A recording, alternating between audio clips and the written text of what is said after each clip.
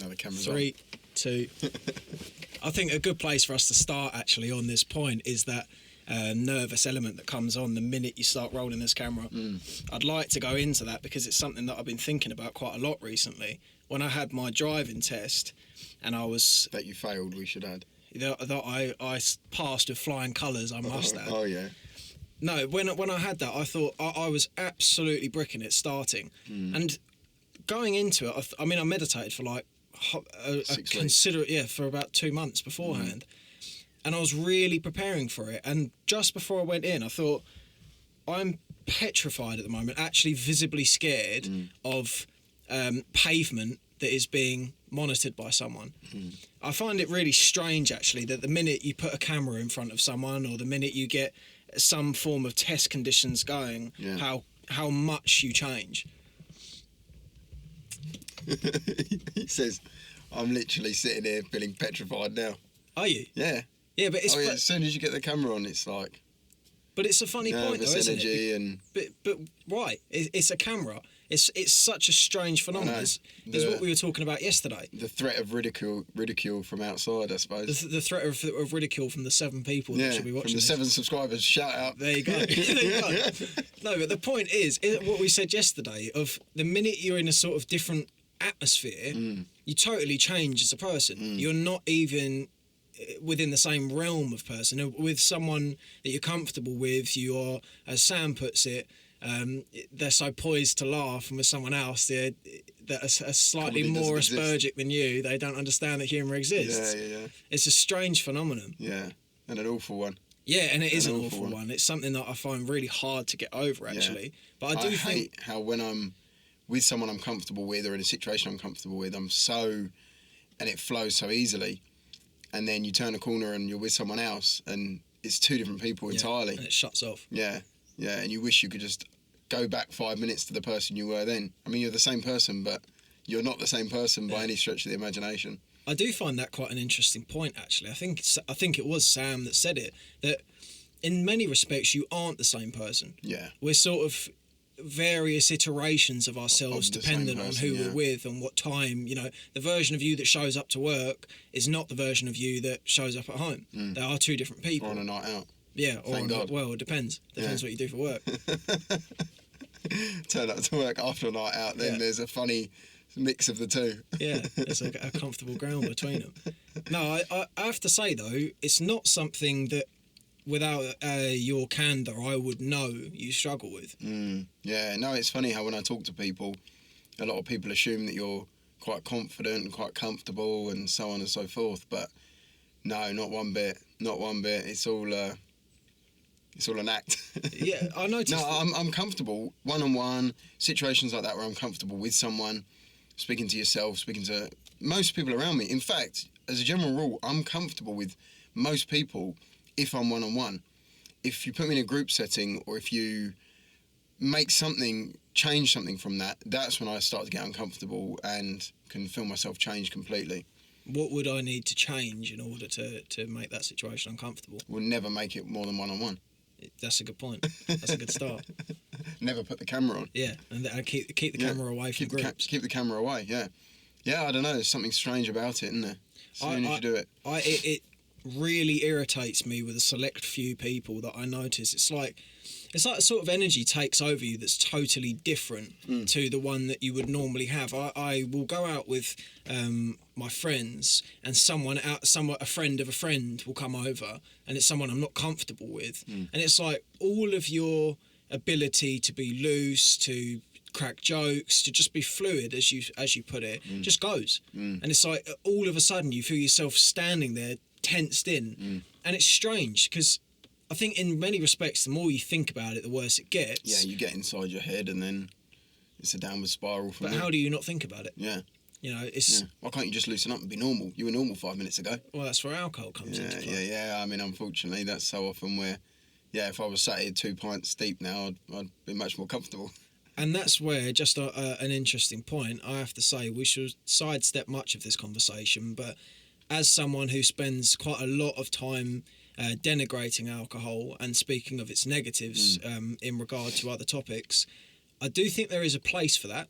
I do think there's utility to It is a a few drinks. wonderful social lubricant. Yeah. I mean, I'm never more comfortable than when I've had a drink or two, and in the right setting, I don't see that as a bad thing. I don't see that as being a problem. I think it is problematic if you can't go into a social setting or be in that setting without having had a drink. But I think if you enjoy a drink and it loosens you up and is that great social lubricant, then take it for what it's worth. How many people do you think can actually do that, though? How many people do you think could... Few. Yeah. Few. Myself included. Yeah. I would argue the same. Yeah. I struggle tremendously with conversation as is. I think if you were to put me in a particularly tense situation... I mean, thinking about... I shall divulge for anyone listening to it now, the hostage negotiator that's coming on. Oh, yeah. I'm fucking terrified for that. Yeah. Really scared. Yeah, I'm pleased it's you doing it. Yeah, but I mean, my knee-jerk reaction to this, when I got the email through saying, yeah, Scott is happy to talk to you, how is April the 4th? I thought, fuck, how can I find a way to not do this? Like, there's that sort of residual part of me that just wants to refuse any responsibility for things, doesn't want to be in that pressure situation. Yeah. Unfortunately, I told that part of me to fuck off. But So the podcast is going ahead. The podcast is going ahead. But it's funny that you go, that should not be as terrifying as it is. No, this is what I want to do. Yeah. This is what I'm aiming to do. Yeah. This is something I'm set up. Look at what I've done here. Yeah. Look what I'm trying to achieve. And now the minute someone's coming on and I'm going, oh, I'm a bit nervous. Oh, no, do I want to do that? Not sure.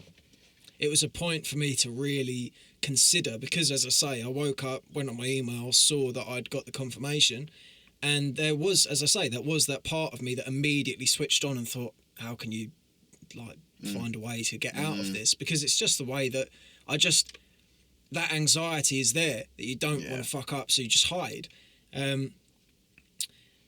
But it's funny because at that point, I really had to confront that. And it was sort of, in many respects, a wake-up call. Because I thought, though I particularly enjoy doing these podcasts because I'm comfortable with you, or if I've got another friend on, it's comfortable. I am just, in many respects, once you get past the first sort of 10 minutes, that conversation flows as it would normally. You just so happen to be recording.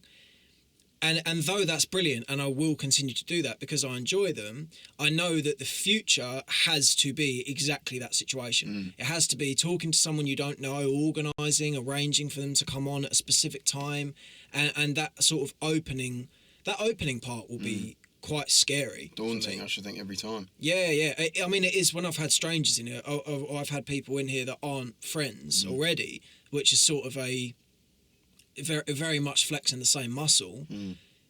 When they've come in, I've been sat in here an hour before, not hyperventilating, but definitely feeling much like I do now. Yeah, quite sweat possibly. dripping. Yeah.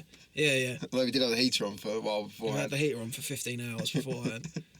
But I don't do well with the cold, so no, you don't. Sorry, you got to live with that. I think that's a good segue actually to talk about something I did want to keynote today. When we were in London yesterday, you were talking about your experiences of living in London. You were talking about what it was like when you were a chef. What was it like to live in London? Well, I wasn't there very long. I commuted for my first year and then only lived in London for a few months. And I hated it. I absolutely hated it. I mean, there were points where I would cry myself to sleep for several nights of the week, and come home and then walk in the front door and start crying to mum straight away. It was awful. Really, really awful. Hated it. And I maybe didn't know at the time why I hated it so much. But as time's gone on and I've started to sort of, become more interested in what it is to live a good life and philosophy and what it means to be human, what it means to have a community or people around you, all of those sorts of things. And I think, like we were saying when we were in London, all of those things are like amplified in the wrong way. You know, everything that is wrong with humanity is just dialed up to 11 and thrown into a pit there. Lives in London. Yeah. And I was still pretty young. I think I was 17 when I moved to London, 16 when I started commuting. And the commuting I quite enjoyed. The commuting I felt Oh, that's really weird. Sorry, I got because you're. Did it cut off? Yeah, it cuts off. There you go. That's your crash course. Huh? There's your crash course on what that's like. And how it cuts off. Sorry, carry on. Where was I? You're talking about you just started. Yeah, no, the commuting I quite enjoyed because I think then I was pretty. I don't know. I was probably young and idealistic and. I don't know, a little bit naive into. You spoke of the excitement. Yeah, I was excited. Before. I was excited. You know, I was going to work in the big London, you know, the big town, and one day you're going to be this nice, big, famous, rich chef, and you soon realise that doesn't really exist for very many people, and that I don't know, maybe a few chefs are living quite nice lives, but for the most part, I don't think people are. Well, it didn't suit me. It wasn't what was giving me fulfilment. It wasn't. Giving me a good life. Yeah, I didn't enjoy it there. So, and I think just more and more as I got more interested into what it is to live a good life and, you know, becoming your own person, not just being a chef that just says, yes, chef, that I just fell out of love with it, fell out of love with the industry and yeah, gave it up. Before we move on to that, I think there's a large chunk of this podcast will be about the point of what it means to live a good life. I would like to sort of home in on the other side of that you were experiencing when you were a chef. Did you have the same sort of mental desire that you do now, with that sort of that feeling that there's got to be more, there's something more out there, or was that not yet kindled? No, it wasn't yet. It wasn't yet around. At the time, I just wanted to be a chef. Everyone around me was pushing and striving, and I went to a good college, had a good lecturer, and yeah, I just wanted to be a chef. Just wanted to be a really good chef. That was all I knew at the time. And then I think maybe as I got a little bit older and started, you know, socialising, going to parties, you name it, and realising, fuck me, you're boring as anything. All you know is food. All you know is cooking, and that's all you've done. That's all you know. And other people are talking about, you know, their favourite artists or bands or you name it out in the world, any of the millions of things you could be interested in. And I'm thinking, yeah, I just know how to cook. That's it. What do you read? I just read chef's books. And then starting to maybe think, yeah, there's more out there than this. And yeah, maybe that's what inspired me to want to go and explore and travel and see more of the world, I suppose.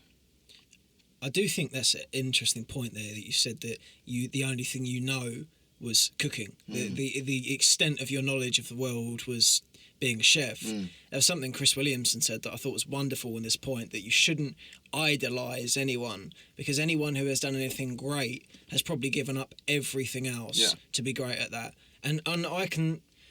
And I was at the time. Yeah. You know, giving up Christmases, family outings, dues, you name it, you know, your own social life, all to pretty much be stuck in four walls and then just socialising with the people around you that are also in those four walls, and it wasn't a healthy environment. Yeah, it wasn't a healthy environment. You could become, I'm sure, a great chef and know all there is to know about food, but I'm sure a lot of those people's families particularly would turn around and say, yeah, family relationships have suffered, social life has suffered, their own mental health, physical health has suffered because of it. Yeah, I think it's a massive part. From my understanding of this world, there's quite a lot of people that are tremendously stressed as a result of being chefs. Yeah. Is that? Yeah, I understand that. Yeah? Yeah. Yeah, the pressure's on. Well, Yeah. I assume that's sort of the inherent state of the kitchen is go, yeah, fucking hurry up. Yeah. Yeah. And when, in particularly when you get into the Michelin style places, then, yeah, it's, you know, a Michelin star could be riding on a thumbprint on a plate. So if that's your thumbprint on the plate, you don't want to be in the way when the chef sees it, you know? Yeah. Yeah, it's just high pressure, high stress, lots of hours. I don't really blame anyone in that environment for being like that, because if I'd carried on down that path and done 20 years, and then someone that was 17, like I was at the time, went to do something and it could have potentially cost you the star, I can't say how I would have acted. You know, I wasn't becoming a nice person even then.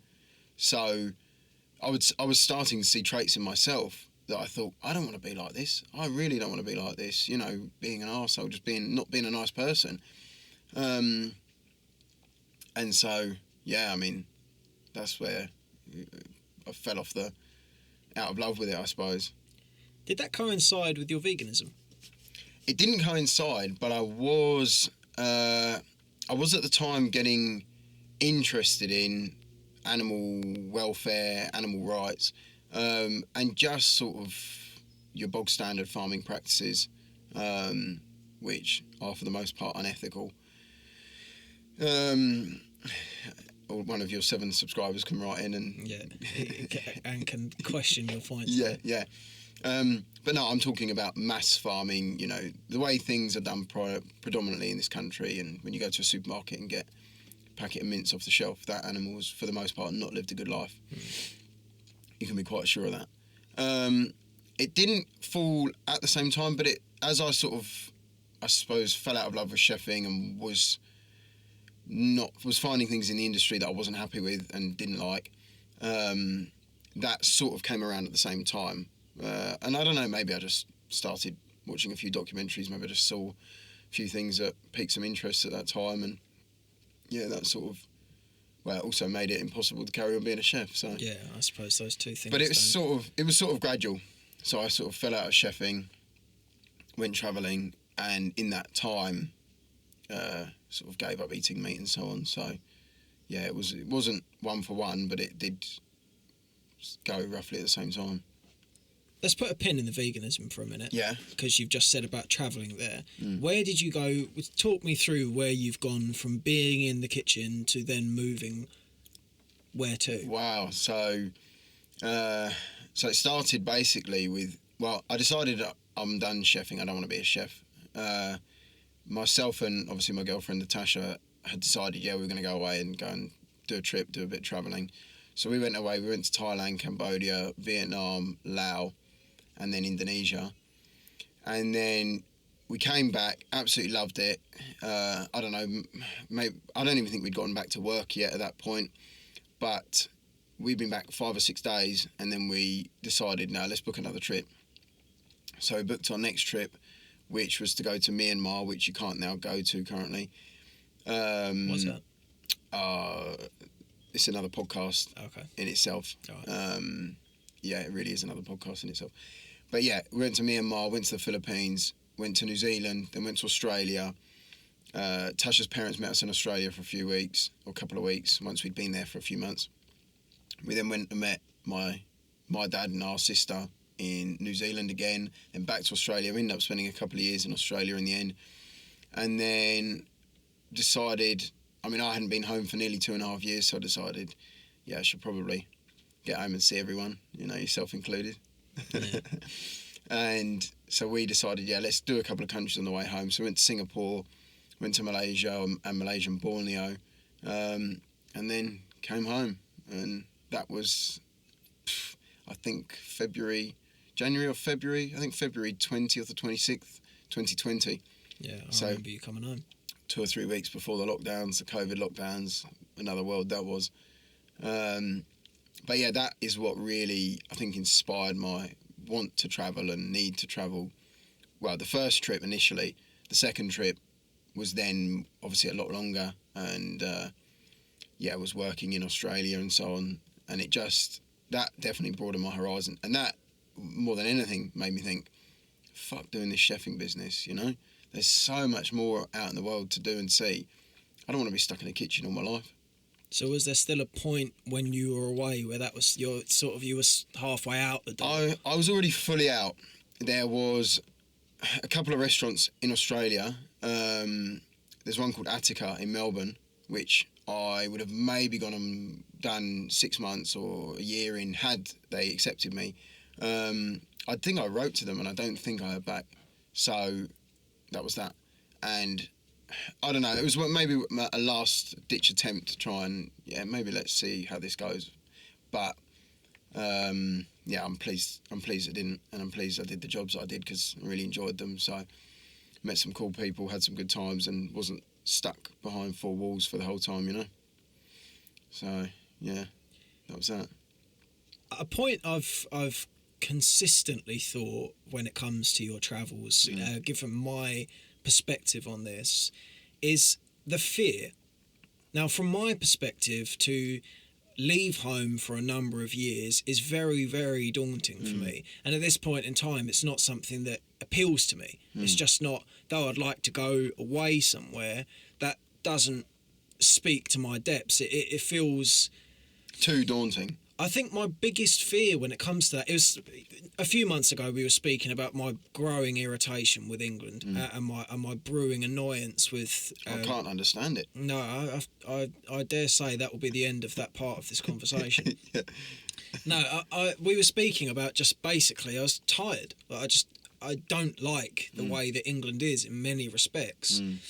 That being said, I still consider this, and I think this is one hurdle for me definitely to get over, is this is still home. Yeah. And with it being home, there are certain things that the world cannot replicate for me. You know, irrespective of family, which of course is a critical part of this, just the feeling. You know, there's the... I suppose I'm embedded into the comfort of knowing where I am. Now, as I say that, I realise that can happen anywhere. The only reason why it's happened where you are is because this is where you were born. If you were born in Malaysian Borneo, you would would be home. That would be home. Where came closest to, or where would you consider somewhere you could call home out of the places you've been? A permanent home. Do you know, I would really struggle to say one place where there's probably nowhere that felt like home in that sense.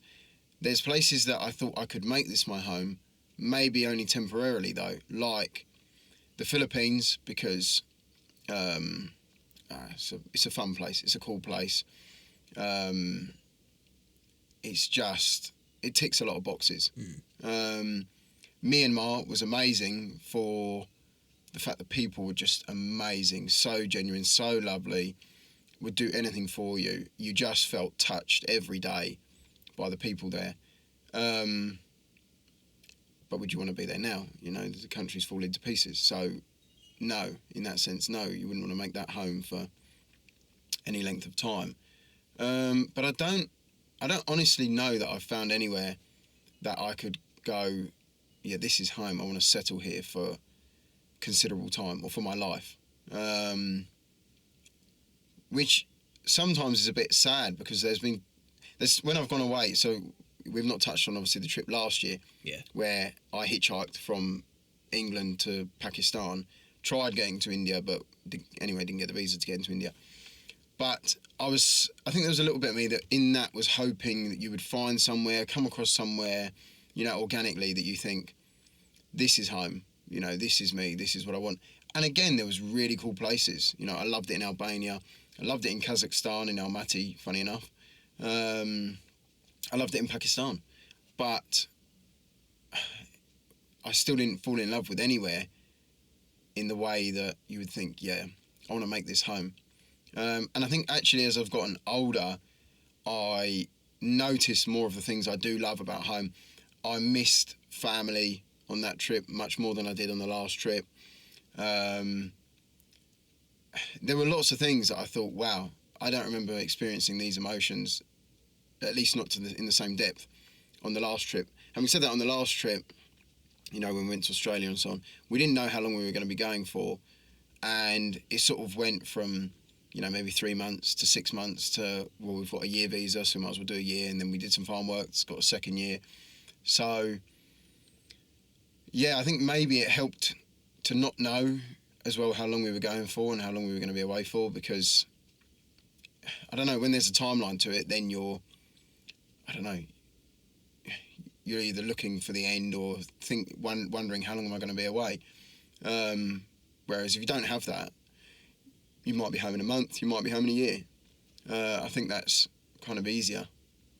But yeah, I know what you mean about home being home and your roots being here, because that's something I definitely experienced much more so on my last trip, was the depth of the feeling of missing home, which prior to going is not something you would hear me say. You know, everyone around me knows I'm not someone who yearns for a life in England.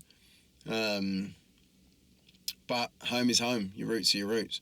So for all of its ills and all of the things I hate here, you do have your family here. You know how things work here. You know, when you've been in a country where, you know, it almost feels lawless at times, sometimes you want that little bit of regimented lifestyle. You want there to be traffic that flows only on one side of the road and not as and where it wishes and onto the pavements, which most of the time I love. But once you've been in that for a while, I don't know, eventually there's something that you go, oh, I want a bit of that normality back, even if you don't like the normal now, you know, which I don't. You know, I don't feel fulfilled. I don't like living here now. And yet, on the other hand, I can still want for some of the things here sometimes. It's in many respects the devil that you know. Yeah, very much so, the devil that you know. Yeah.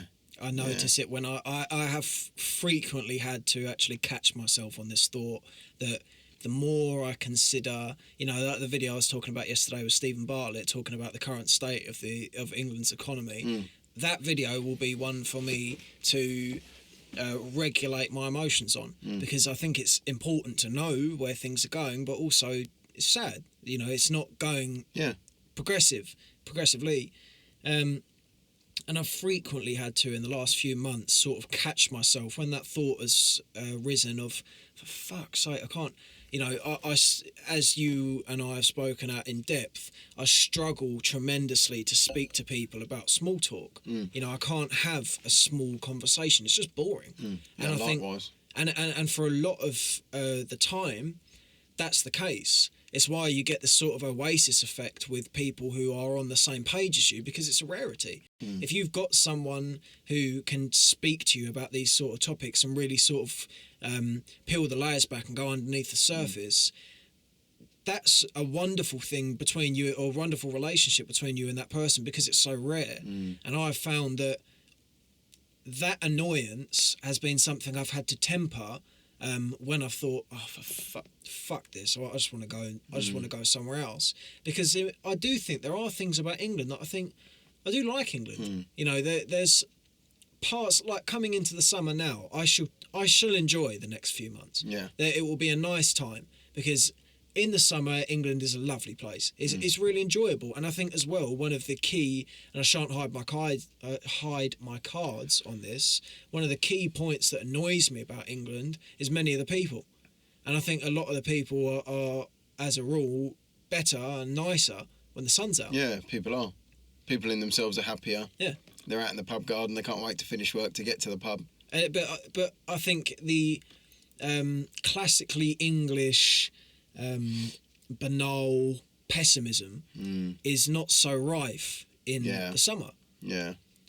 But we latch on to the fact the sun's out. We go, oh, lovely day. Yeah, but everyone is much, much happier. Yeah. But the point I'd like to sort of home in on there is, it's very easy to sort of make what is home not home, because you're just longing, you're yearning for somewhere else. I've definitely done that over the years. You know, I go through the cycles of winter and summer, and particularly for me, I struggle in the cold. I've got Raynaud's, as you know. So the winters are long and bleak. And in the last few summers, I've spent, much of the time yearning to be away elsewhere, because I know the winter's around the corner and I want to get away. And for one reason or another, I haven't been able to get away.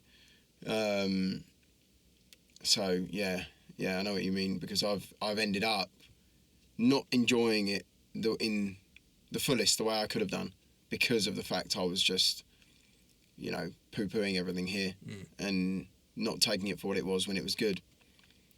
I think that's a really interesting point that you just touched on there, of that sort of being in the good times and having one eye on what's yet to come. Very, very consistently do people who are forward thinking by its nature fail to remain in this moment, fail to see that there is good now. I noticed it yesterday when we were at Sanctum. For those that don't know who are listening, Sanctum is a sort of yogic dance spiritual meditation, an interesting experience. Let's put it that way.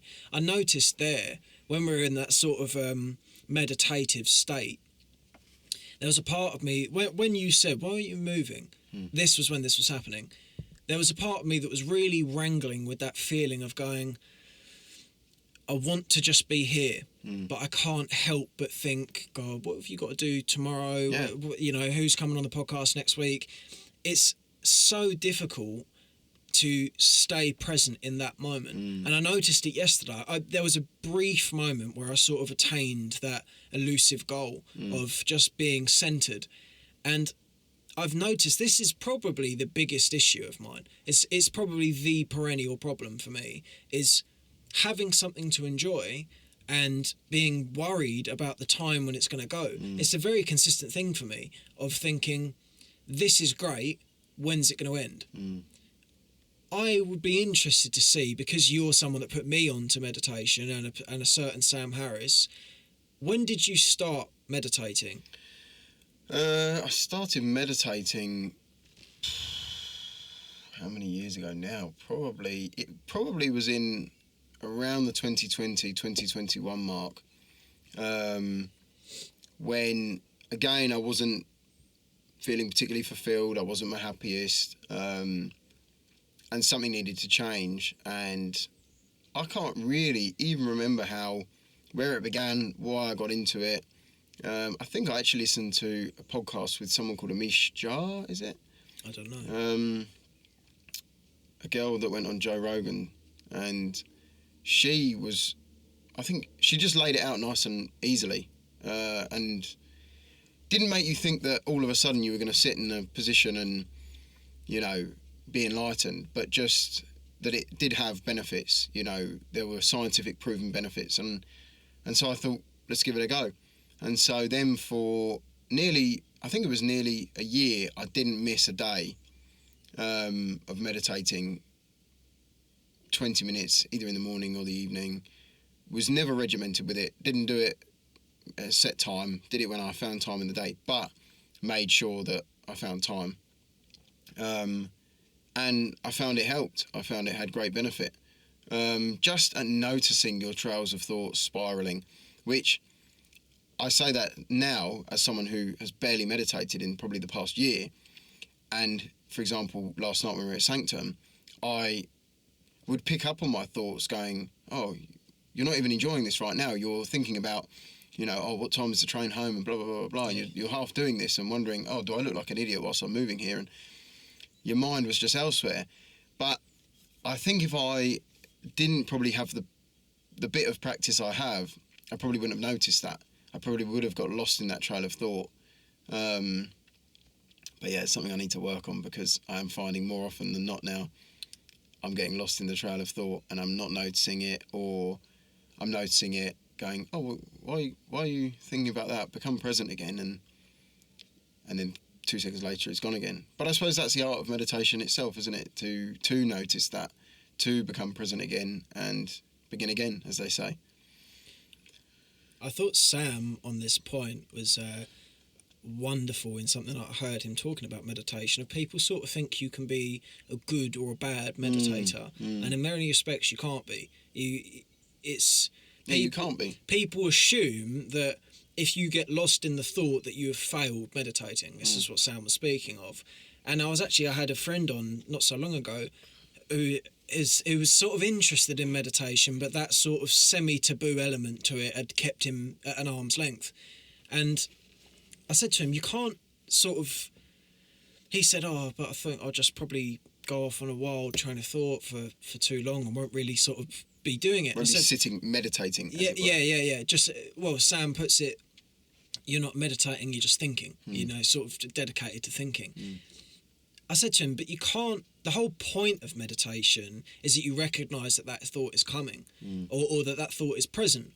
I've noticed that bringing it back to this sort of one eye here, one eye to the right feeling, meditation has allowed me to understand that that's happening.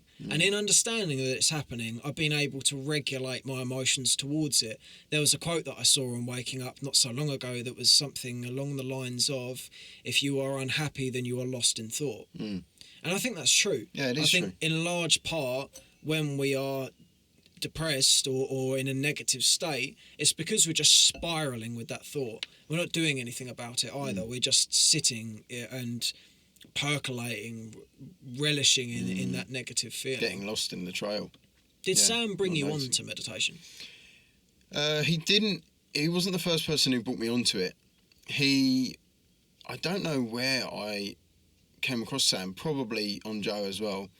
But he piqued my interest, and see, I think for the first year, I don't think I did any guided meditation at all. So you just timed I just or sat. music?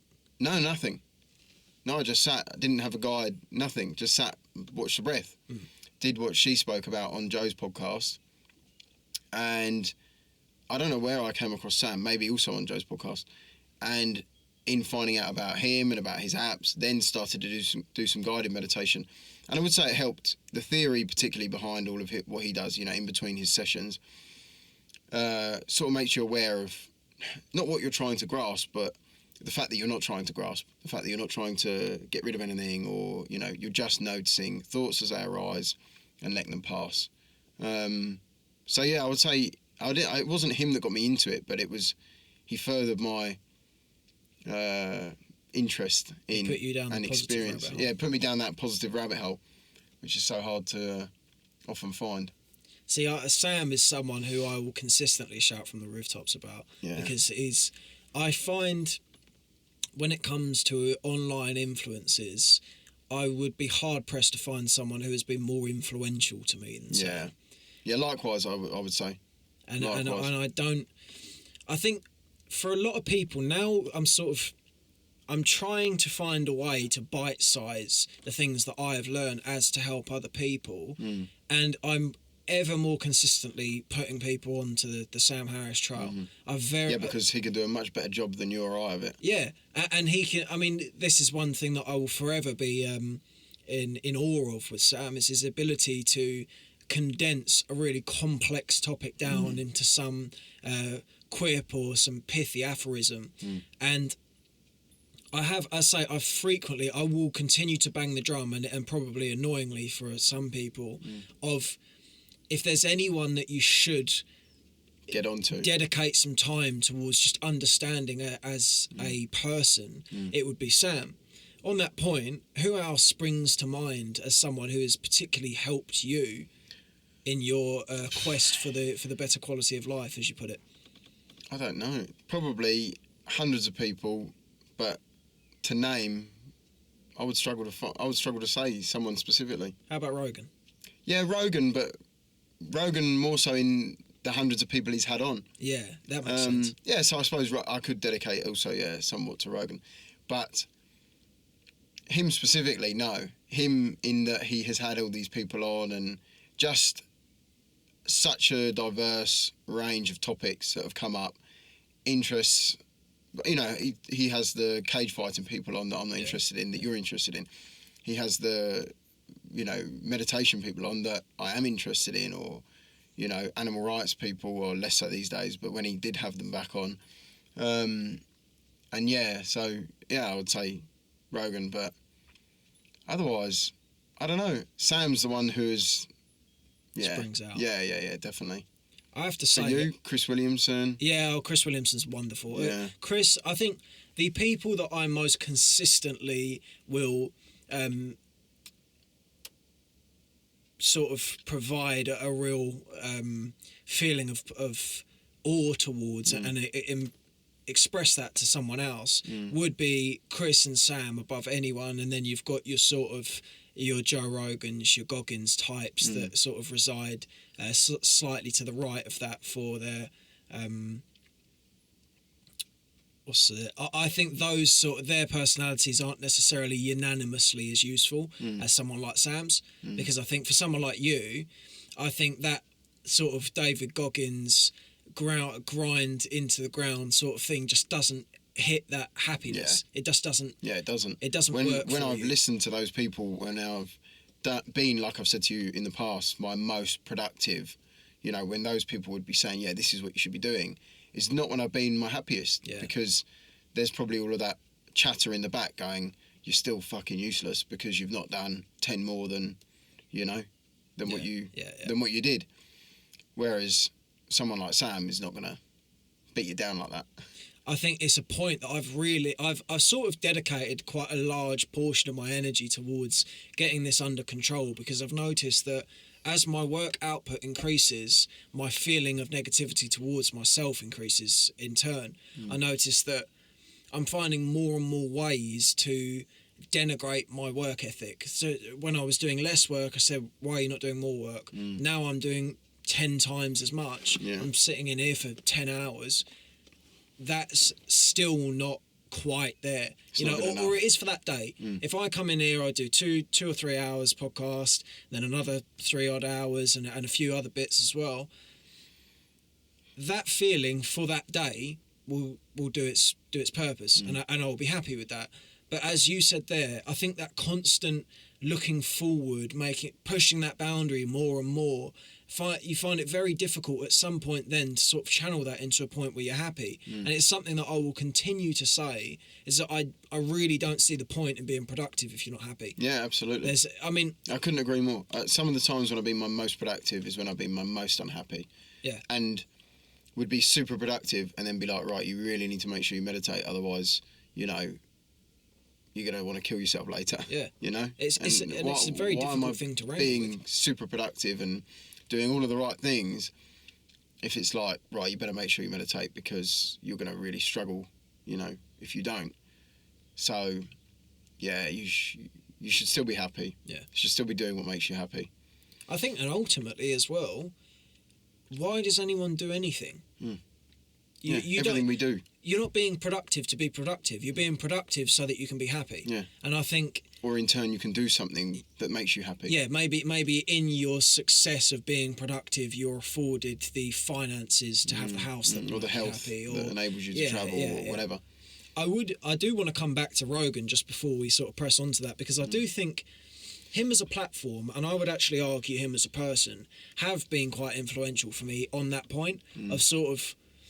I don't think Rogan necessarily is the best for making you understand that balance. But as you said, he definitely brings people on that do make you understand that balance.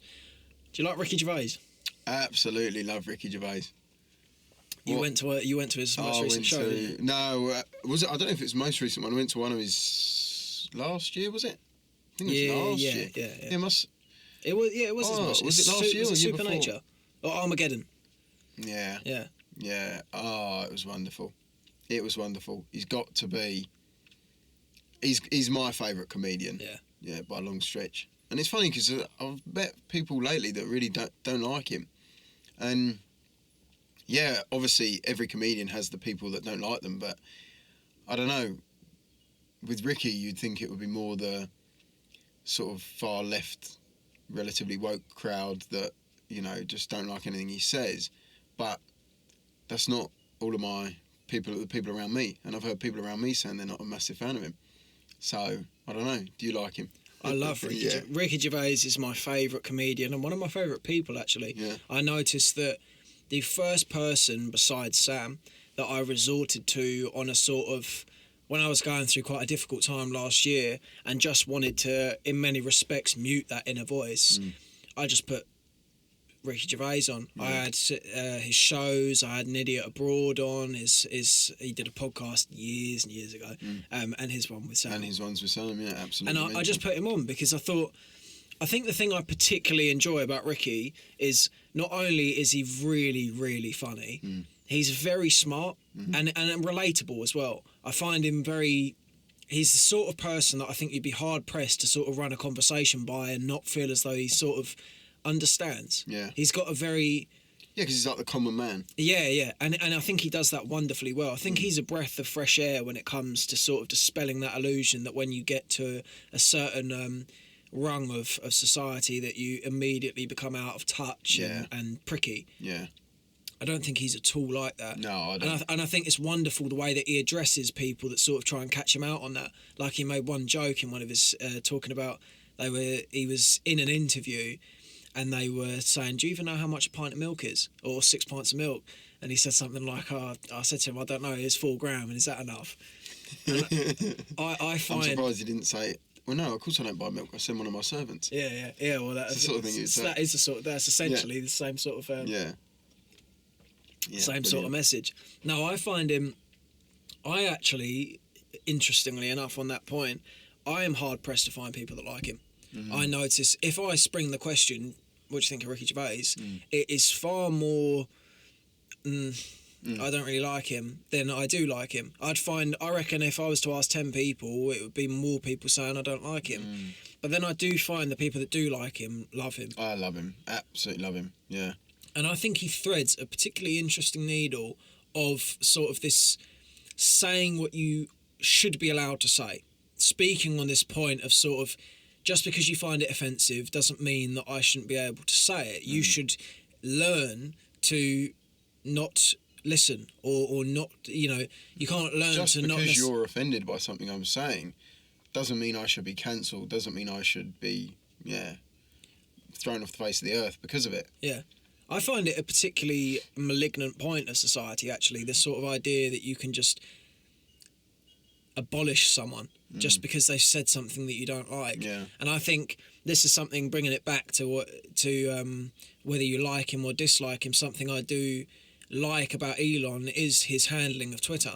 I think one of the really interesting points that he made on the podcast that he's just been on with Rogan was, if he was not to have bought Twitter, where that could have ended up. Yeah. Because it seems to have been such a political sort of tipping point, his acquisition of that, in terms of freedom of speech, in being able to actually say what you want. Because I wasn't on Twitter at this point because this is a few years ago now, but I heard that Twitter had really got to a point where it was like you were hard pressed to say actually what you wanted to say. Yeah, it was just run by the far left.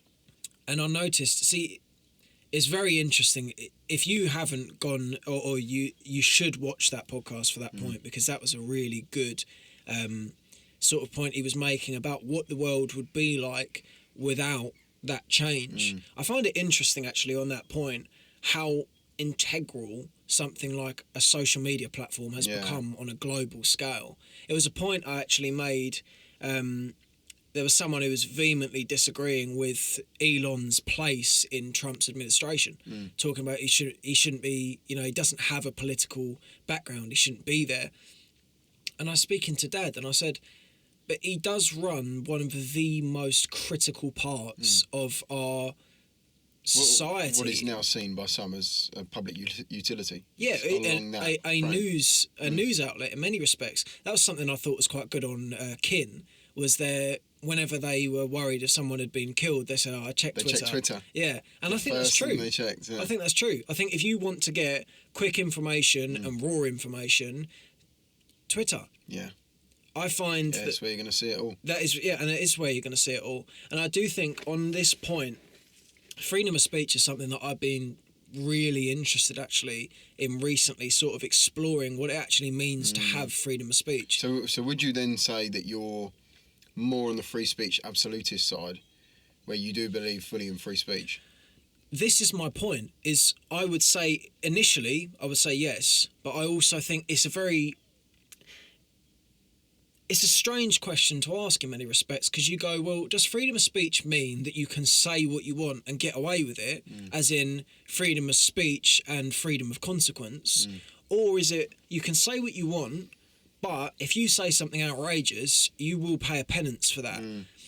The thing I find difficult, and this is a conversation I had with Mum, was I think if you start drawing a line somewhere, where does that line... who's drawing it? Exactly. There's a bias drawing the line, and on that point, if we can all, basically agree that there are certain topics that are far too offensive to be labelled, that's fine. And we look at it from a logical perspective. We say there are certain topics that we just don't talk about, and it's not right for us to talk about that. Racism is not something that we should be talking about or evoking.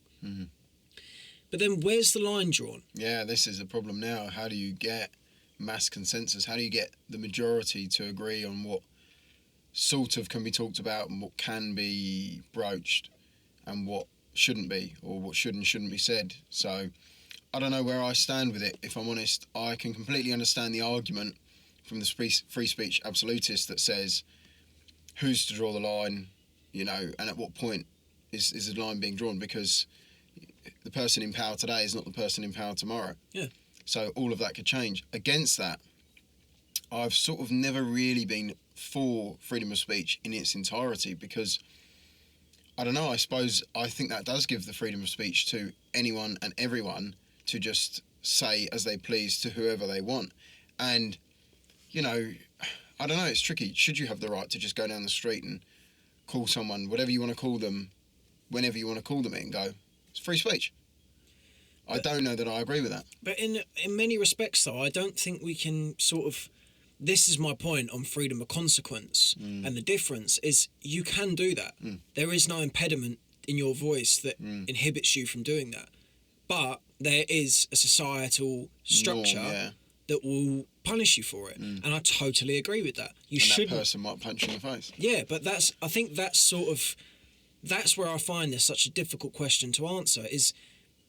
You can't say, if you were to walk up to someone and be just outlandishly offensive and they punched you in the face, I would argue on both fronts that's a form of freedom of speech. Yeah. It's a freedom of expression, let's say. And I think that's fine. I think you should be able to do that. I can't disagree with that. And this is where I find it difficult, though, is because I think, well, we do have freedom of speech. We just don't necessarily have freedom of consequence. I find the difficult question, or the difficult sort of point that hinges here is... Speaking on that, who draws the lines, you and I will not find necessarily the same things offensive, or will probably be reasonably in tune, but someone else might find... I mean, we've just spoken about Ricky Gervais. You and I don't find him remotely offensive. Not one bit. Totally the opposite. We find him infectiously funny. Someone else finds him very offensive and not at all acceptable. So... If, for instance, the person who's drawing these lines loves Ricky Gervais, then we're going to be having a different criteria for what can and can't be said to the person who says, no, I don't like Ricky. And that's a difficult point. Yeah, it is. It is. And it's a tricky one because, as I say, in times gone by, I don't know I would have been a free speech absolutist, but yeah, how can you also make the argument the other way and go, well, I'm not really for it. I'm not for free speech in its entirety. But as we say, we then get into the murky waters of who's drawing the lines and when they're being drawn and who today is drawing it and who tomorrow is drawing it. And I think I've noticed on a sort of grander scale here that in many respects, life takes this essence with it in any topic. I notice, just calling back to the sort of displeasure that occurs with hyper-productivity, I notice that it's like nothing is... You can't have too much of anything. I notice in my times when I go full balls to the wall, let's just work, or full, I'm now a hippie sitting in a hammock, neither of those work. And I find that across the board, that's just the way the world is. There's a balance to be struck on that point. And I've found recently, actually, in my conversations, I've found that there are sort of muscles that I'm trying to flex as to improve my conversation and just to become more capable of voicing my points and my opinions. But then I notice I'm doing it too much. So I'll take the piss. Try and draw back too the line. much. You try and draw back that line. Calling back to the sort of meditative point, I've noticed that this is something that's been particularly useful for me, is sort of diving into that Buddhist element of the world that is so closely correlative to meditation. Have you read Why Buddhism is True? No, but I think I maybe even put you on to that book. You may well have done. Yeah, or I might have even got you the book, no? I got it in You got Force. it, yeah. But you may well have been... I've had a list of books that I've been meaning to read and that was in there. And I think I remember when you were maybe getting into it a bit more, recommending it to you, even having not read it. But no, carry on, sorry. Yeah, I've not read it, but... It's a brilliant book. It's one that I should have to go back into because it's funnily complex, actually. But it's a brilliant book. And I've found, just to sort of make the point there, that whether you are Buddhist or agree with Buddhism, that's somewhat contradictory. I was going to say, I think it's quite hard to disagree with Buddhism in many respects. I think the same way that people will say, and I've often heard this voiced, if you lived by the Ten Commandments, you would live quite a virtuous life. I think if you lived by the Buddhist philosophy, the philosophy of Buddhism, that you would have a particularly enjoyable time. bringing that back, you said at the start of this podcast, your sort of quest for the good life and your interest in philosophy. This is something that you and I haven't really gone into when it comes to philosophy, besides basically Buddhism and Sam. Yeah. Where do your sort of interests lie in philosophy? It's always a funny one, because up until recent times, I wouldn't have considered myself particularly interested in philosophy. I'm not, from an academic sense, I suppose, interested in philosophy per se, but I'm interested in having conversations like this, what it means to live a good life, meditation, you name it. Any topic I'm happy to broach, get into. And so I've been told by a lot of people, oh yeah, you're really philosophical. But I don't particularly think I am, and I've not studied it, it's not something that's of interest as a topic, you know? But I find philosophers interesting, and I find that people that have got interesting things to say, I like to listen to and connect with. So, yeah, I would just say from that standpoint, that's it really. It's funny on that point, actually. I was just thinking there that when you say to someone sort of, it's the same as if you say to someone, are you political? It's like, what does that mean? Yeah. What does it mean to be political? Yeah. Are you into philosophy? I'm not into philosophy, but I'm into philosophical debates, topics, you know, that nature. And I would argue on that point as well, you could very well be intensely philosophical without even knowing what philosophy is. Yeah, absolutely. You know, not ever touching the surface of it. You only have to watch Forrest Gump to know that this exists. Forrest Gump is probably the most stoic Buddhist philosopher in many respects. And yet, what is philosophy? And he has an IQ of probably about 10, or maybe a touch higher than that. Similar to that of yours. Yeah, I have to say he's a few points above me on that one. I noticed though, I think you can sort of accidentally become that way. Yeah. I think it's just the exploration of your own mind. Yeah. I think that's essentially what philosophy is. And the world around you. Yeah. Calling on, it's sort of that relationship between you and the world, of being able to call on that and go, how does my inner working correlate or oppose in some respects the world that's around me. I think having travelled and just seen lots of different ways of life, different religions, you know, societies, societal norms, cultures, you just, I suppose, broaden your, you know, what's around you, your horizon around you. And in doing so, I think that's led me into, you know, the sort of philosophical nature of what it means to live a good life. What am I trying to do in travelling and all of that kind of stuff? But yeah, I don't really know where I'm going with that point. But, that's fine, don't worry. But not being specifically interested in philosophy, but just interested in the world around you. Interested in asking questions. Yeah. I think that, and having these conversations. Yeah, I think this is why I'm so passionate about doing this. Is I think there are few tools more useful in your arsenal than being able to ask questions and have a conversation. Yeah. I think having a You conversation... do it well. Yeah, thank you. I think conversation is one of the most important things to cultivate. I think a lot of people are missing the mark when it comes to how much value that they could bring to their lives with conversation. By having a good conversation. Getting off of TikTok for 5 minutes. Yeah, exactly that. I find there are fewer points, as I say, this is why I wanted to do the podcast, so there are fewer points upon which I'm more happy than just having a conversation about interesting things that are worth talking about. I actually had someone come over to me at the park when I was having one of these conversations, and we've sort of developed a bit of a what's the word? Sort of reputation for sitting around that table and talking about a load of shit sometimes. But do you mean in a good sense or a bad sense? Like in a good sense.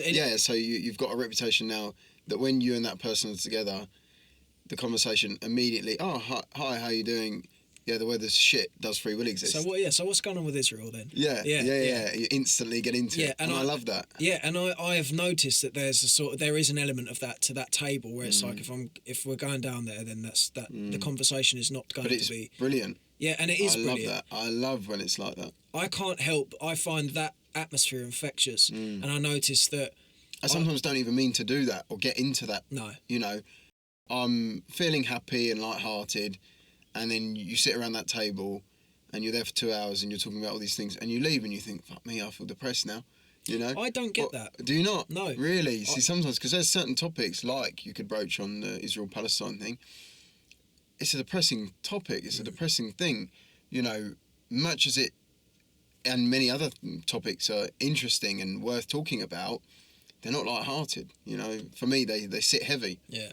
I carry some burden away from those conversations. But that's a consistent theme in your persona, though. You definitely do take things. You are empathetic enough with the world and everything around you to sort of bear the brunt a lot of the time. Yeah. I think I feel it more than can't say I feel it more than most people do, but I'll have conversations like that, and it will keep me up at night. Yeah, I think. Well, I don't think that happens to a lot of people. No. I mean, you only have to look at your veganism to work this out. That it's a lot of people would not be so sort of passionate about it, or feel the need not be able to sleep at night. Yeah, feel the need to do something about it. Yeah, and you did. You do. You practice that. Yeah, because you're being kept awake. Yeah. Thinking, oh my gosh, how could I get up tomorrow and eat a burger? Do the same thing I was doing yesterday. I have to say, I don't. And yet, I love the conversation. Yeah, I mean, I do notice there are certain conversations where I can go there and it's not necessarily the best place for me to go. But I notice in large part, I have such an enjoyment of conversation. There are fewer times where I will be more happy than just talking. If I can find a place to be quite frank, if we were to take any element of looking into the future and working out where am I going to be, what saving do I need to do, what this sort of that forward thinking mind, if I was to become the most stoic of Buddhists, let's say, my best day would be a nice sunny day, go for a walk, grab a coffee with a friend, go and sit on a bench somewhere and talk. Yeah, that would much be the same for me. And then quite possibly, to be honest, in the evening, then go and find somewhere to sit and have a pint and talk and have another conversation. That's the extent, and I think it's a lost art in many respects, and I think a lot of people don't talk. I really believe that there are few people who aren't capable of, if you're willing to sort of probe, where they don't have that element to them. I think everyone's got something they could talk about for hours. And even, this is something you and I have spoken about, that there are certain sections of our society where it seems as though conversation has eluded them entirely for their entire lives. I do think even then, I think everyone has a passion that you can burrow into. And I love that. I think it's a wonderful part of just sort of putting a positive contrast on that sort of note of freedom of speech. I think there's a great joy in being able to do that. On the point you made earlier about sort of expanding your horizons as a result of travelling, I made a video yesterday talking about this sort of what you see is all there is element to our psyche, where I was having a conversation with someone, standardly. As you do. And he made a point. I sent that video of David Attenborough talking about God to him. Oh yeah. And he had a perspective on it of sort of bringing his own, bringing his resources from other understandings into looking and observing that video. And when he said, I thought about this from that, and he was cross-referencing as to see whether he agreed or disagreed with that video. Now, when I say it like that, I think I do that. But I just didn't do it the way that he did. There were ways that he was thinking about this 4-minute video that was far beyond my comprehension. And I've noticed that something that's useful to bear in mind as you progress and develop and blossom is you don't know what you don't know. You can't access the thought that is not yet present. Yeah, because we don't control our thoughts, ultimately. Yeah, that's a conversation I shall leave to Sam with all his might. Yeah. On the free will that we don't have. How have you found your sort of travelling has opened up your mind to things? In every sense, I think. In every sense, because you can't help but see that the way people live their lives all over the world are completely different to how we live them, and things that are normal in our society that might be taboo in other societies, and we think we have a strange, that's, a knee-jerk reaction to it, and go, that's not right, and vice versa. Things that are not normal here but that are normal in other societies. It just opens your mind to possibilities of different ways of life, which it's been great. Well, detrimental to me in some aspects, because now I just want to travel and be away. But it's been amazing. It's been an amazing journey to travel and see the world. And yeah, I'm pleased I've travelled and broadened my horizons in that sense. And yeah, I find it fascinating, the world out there. And on that point, I think this is a good segue to lead into your travels that you went on last year. So for those that don't know, you went, as you said earlier, you went backpacking. Hitchhiking. Or hitchhiking, yeah, rather, yeah. Hitchhiking from here to Pakistan. Yeah. Intentionally India. Yeah. First of all, a conversation that you and I have had off record. Why did you do that rather than take a car or a plane? Because, you miss so much, in flying, you're going... Between here and, for example, India, where I wanted to get, there's nowhere that I didn't want to see. There's nowhere I didn't want to go.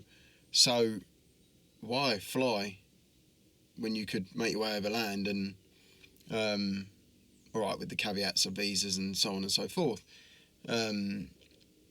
But if these are all countries that at some point in my life I would like to have seen, why not see them now? And I suppose I was quite inspired by the old hippie trail east, where everyone would get on the hippie bus and head to Pakistan or India or Afghanistan for that matter. And I just thought, what an amazing adventure. What an amazing adventure that would be. And it's sort of been a dream of mine for a few years, I think, to do something big like that, to hitchhike to India. And yeah, eventually last year it came to fruition and I did just that. And it was amazing. It was a once in a lifetime experience. It was everything I could have wished for. I did it because I wanted to meet people. I wanted to really experience what life is like in other countries. And I think to get under the skin of a country anywhere, you have to meet the people on the ground. You have to, put your feet on the soil. How can I have an opinion on, such a strong opinion on a country I've never been to? And, we're British. Our country has its allies and it has its, the people it's hostile towards and that it's hostile towards us. But something you realise very quickly when you travel and when you're on the ground somewhere is that a lot of that, at least perceived threat or, worry about how you might be perceived there, it just goes away because for the most part, people are good and they're happy to see you. Yeah. People are happy to have travellers in their country. Now, I'm not saying there's not been instances in which being British in a country could lead you to being unstuck. But I don't, for the most part, take everything we see on the news and on TV and a lot of scaremongering. I don't take it at face value. There's some things that are put out there with a political stance and just, it's not to say there's not any truth to it. Sometimes I feel I have to caveat what I'm saying in myself, because I feel as though I'm saying the world's not dangerous and you can just go and do what you want. I do it as a male, which is unquestionably easier than a female, though not as easy to be picked up, I must add, whilst hitchhiking, because I met girls that were hitchhiking on the road that never waited more than 20 minutes for a ride. Now, I'm sure some of them also had experiences with dodgy males where I didn't have that. They might have rather waited. They might have rather waited the 18 hours that I did at one point. I don't know where I was going with that point either, but I think something that you were just talking on there that I'd find interesting to burrow into is, since you said this to me, it has percolated in very positive light of this image that you told me of in Turkey, where you've got a line of 11 blokes all with their arms like that sat on each other.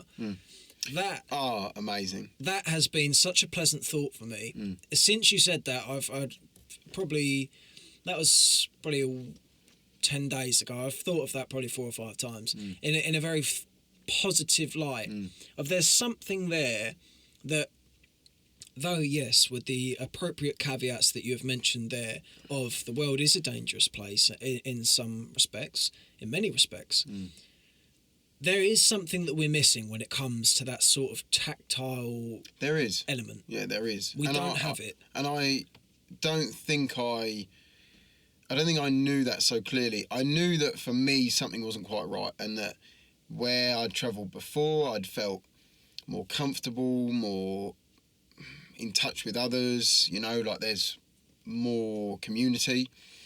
But I think particularly on this last trip where you're hitchhiking, you're meeting people on the ground, they're taking you to dinner with their friends and their family, sometimes people are offering you to stay, and just these amazing acts of kindness. And like you say, we're missing something, that tactile. For me, I feel it in myself where, should I put my hand on that person's shoulder? Or maybe I shouldn't, because, it could be.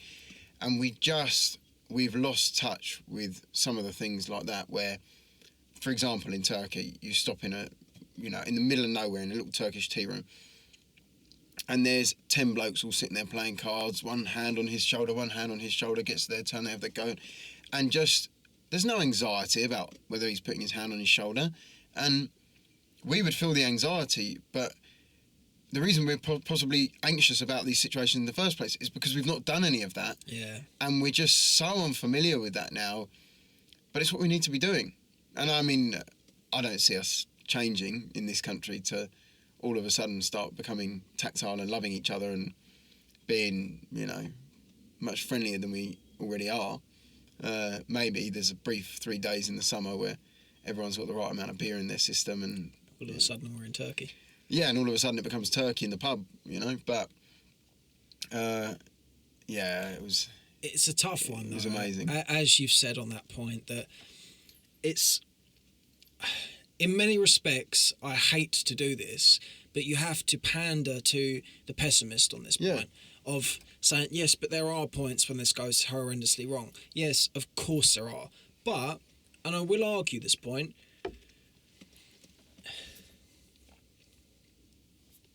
there's a significant negative that's occurring as a result of what we're doing anyway.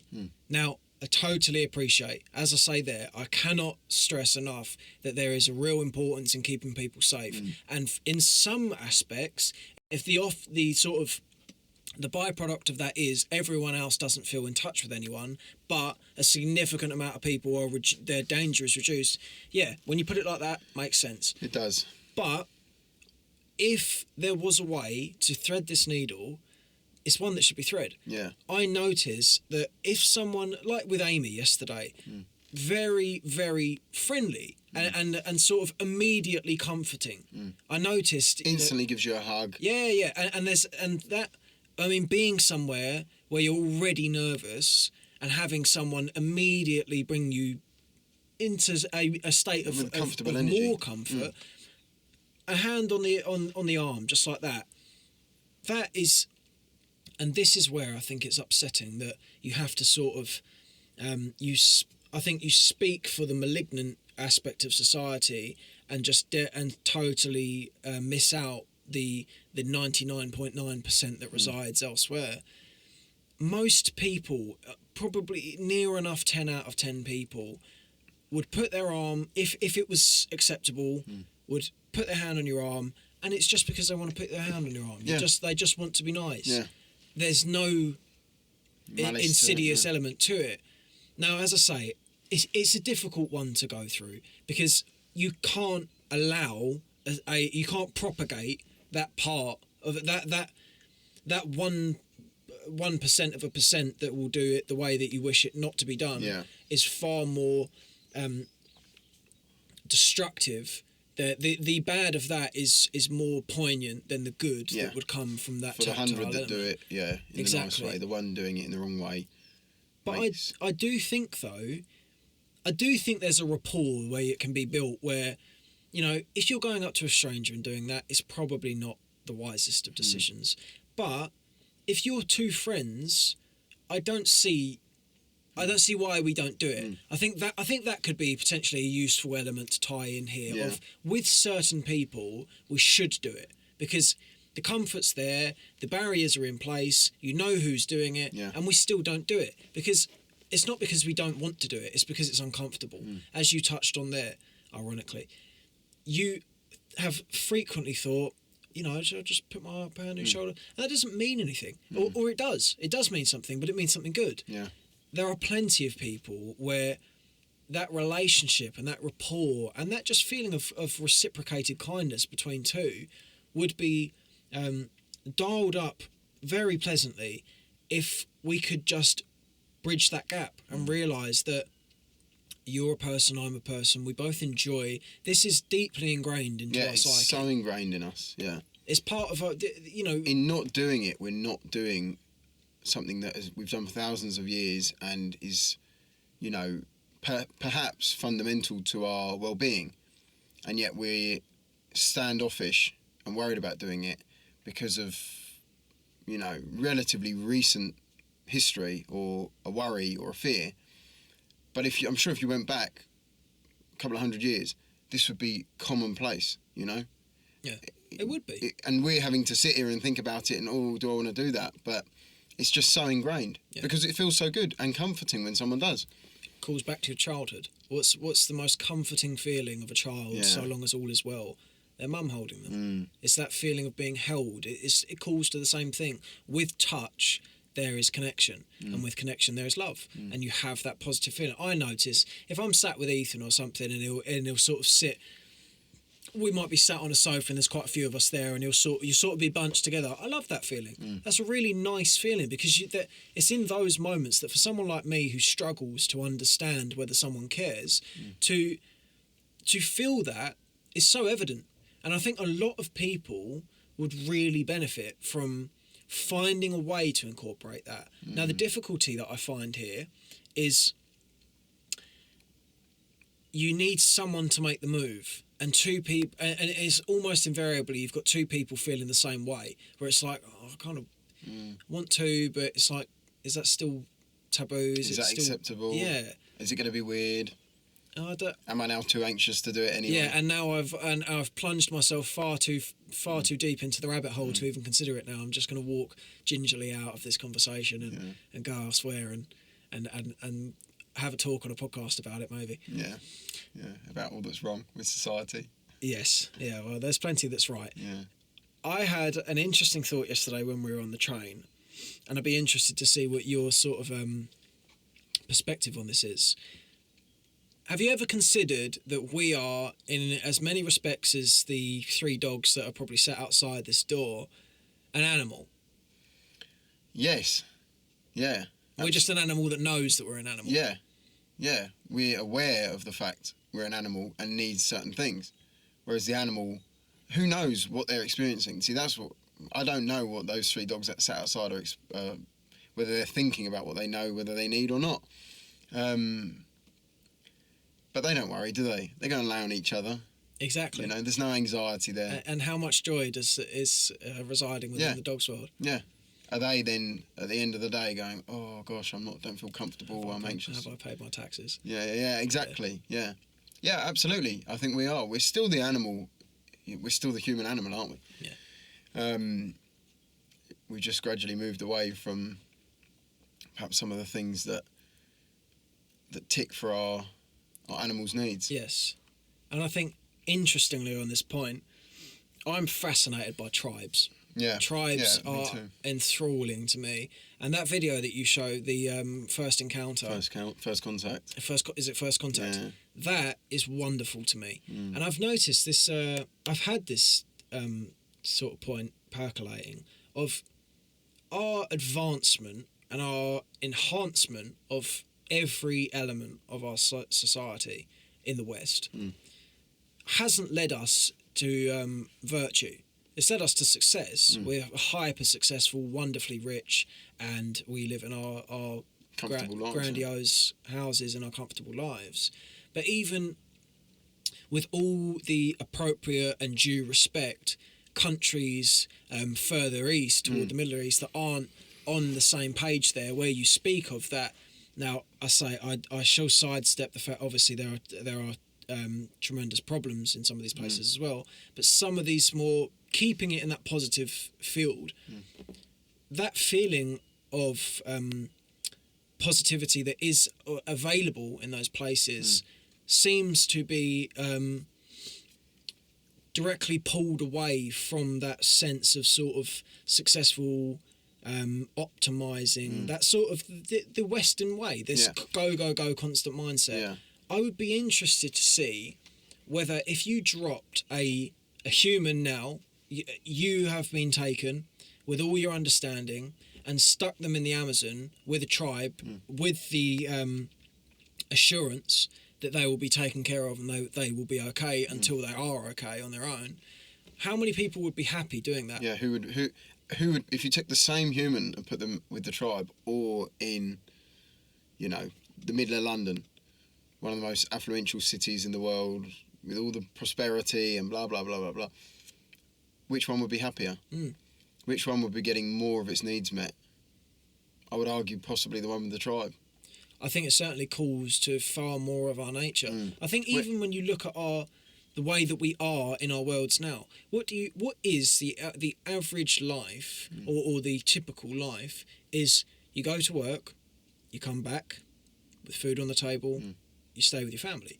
How different is that to going out and hunting, bringing back the food with the tribe and sitting with the tribe in the evening? How different is that? It's not.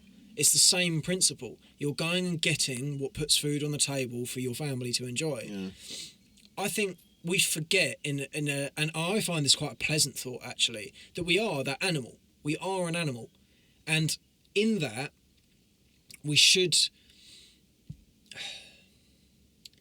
I think we resent that in many respects. We sort of try and pull away from the fact that we are this thing, and we sort of turn highbrow in all of our consciousness. Yeah, we don't have primal needs. We're out there, flying to the moon. Yeah, well, we're flying to the moon because we have a deep-seated need to feel achievement, and that achievement is embedded in bringing back the bread for your family. Yeah, in our primal needs. Yes. Yeah. I think it's I find this similar to the point of free will, where it's, if you can wrap your head around it and provide it with the positive lens that is certainly there, I think these are pleasant thoughts to have. Now, it's something you and I have spoken about on the point of free will, of you deem it a positive to sort of comprehend the fact that it's outside of your control in many respects. Your thoughts arise, and you're merely the recipient of your thoughts rather than the creator. Yeah. And I find it's the same when you look at this sort of the animalistic sense of the self. Is I have found recently it's been quite comforting for me to actually think on a point like feeling disconnected or feeling like there's something there, of sort of reasoning with myself, often in a state of meditation, about understanding, well, yeah, you are supposed to not feel so good if there's something, if you don't feel that connection. There's a reason why your brain does that, and it's because you need it, and the reason you need it is because you're an animal. And in that, this was a wonderful book that I read called The Ape That Understood the Universe, that speaks of basically why we do anything. And it spoke of why you feel that longing if you're not connected is because if you weren't connected in a tribal sense, well, how much more likely are you to be the victim of a lion when you're on your own than when you're in a group of 6 or 7? I just think it's interesting. There's not a great deal to tie here beyond just sort of voicing the point that it's very interesting to think about us as an animal. I don't think we consider ourselves that. No, we rarely do. We don't. No. On the point of free will, when did Sam bring you into free will? Yeah, Sam completely turned me on to the concept of free will, or the lack thereof. And I can't say I was sold maybe straight away, but it didn't take too long. I think also with perhaps a certain level of practice in meditation to understand that, yeah, you are not the author of your thoughts, you are merely the recipient of them. and those thoughts give way to every action. So if you don't control the thought, how can you be the author of the action either? So yeah, I was sold pretty quickly on the fact that free will doesn't exist. And you find that a freeing thought? I think I do, yeah. Yeah, I find it almost liberating in a sense, because there's things I don't like about myself, there's things you don't like about your own thought patterns or whatever, which in previous times, and perhaps before getting into meditation as well, I would have probably beaten myself up about. But when you can look at it from the perspective of that the thoughts simply arise, and that simply gives rise to your actions after, then how can you beat yourself up for that? Yeah. I think it's a pleasant thought to think of, in many respects, as you say, on that negative side of things, you go, oh, why do I have this thought? Why am I geared this way? Well, you didn't control the everything that made you prior to that moment. Given when you look at how much of a bearing, in fact, the entire bearing of our psyche is hinged on our childhood experiences, and one step further, our parents' experiences, the genes that have come forth to you or have been passed down.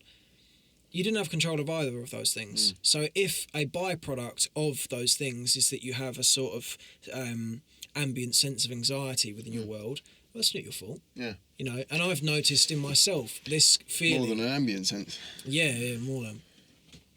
I've noticed in myself that this that feeling of anxiety has been something that I've constantly felt a negative sort of, why are you that way? I have noticed that thanks to meditation, among other things, that thought loop has been broken in a positive way to a point where I've been able to cut myself an appropriate level of slack. And I think that's something that people don't do.